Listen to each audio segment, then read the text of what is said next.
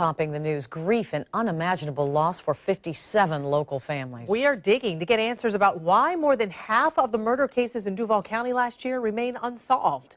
For perspective, we counted 95 murders in Jacksonville last year. 57 of those being investigated by the sheriff's office are still unsolved.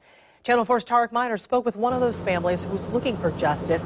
He has new information on how these families are banding together. Tarek?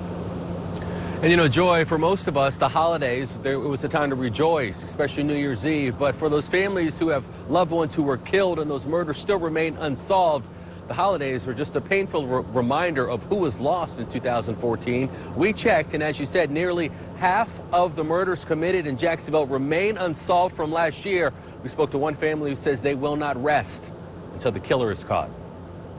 The death toll, the murder toll, the unsolved murder toll in this city is outrageous. Not a day goes by that Janelle and William Martell don't think about Justin Minaric, a 36-year-old single father who had full custody of his 3 children.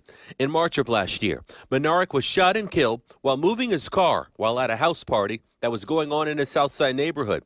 And even though witnesses saw what happened, no one is talking to police. Janelle had to break the news to his kids. Holding them at night and telling them they're never going to see their father again. Yeah. Was the hardest. Explaining to them. I just stayed up till 6 o'clock in the morning holding them. And they were just thrashing and crying. They didn't understand. They were babies. Minaric was one of 95 people murdered last year in Jacksonville. In the Martell family, just one of 57 families that don't know who's responsible for the crime. There's just too much going on in the city. For the homicide detectives are overwhelmed. It's crazy.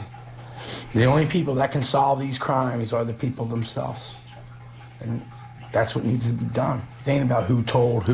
It's about who shot and who died. We asked crime and safety analyst Gil Smith about Jacksonville's unsolved murder rate. That's probably about average around the country.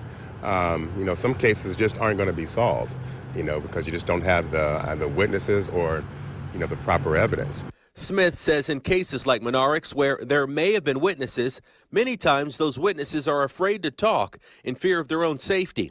It's the reason why the group Mad Dads will be canvassing the Grand Park neighborhood tomorrow, hoping to break the code of silence and bring the killers to justice. It's hard to cope. It's been a year and it feels like it was yesterday.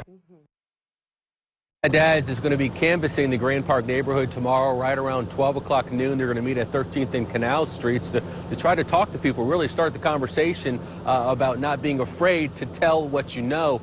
If you have any information about Minaric's murder, you're asked to call Crime Stoppers or the other 56 homicides that occurred this year.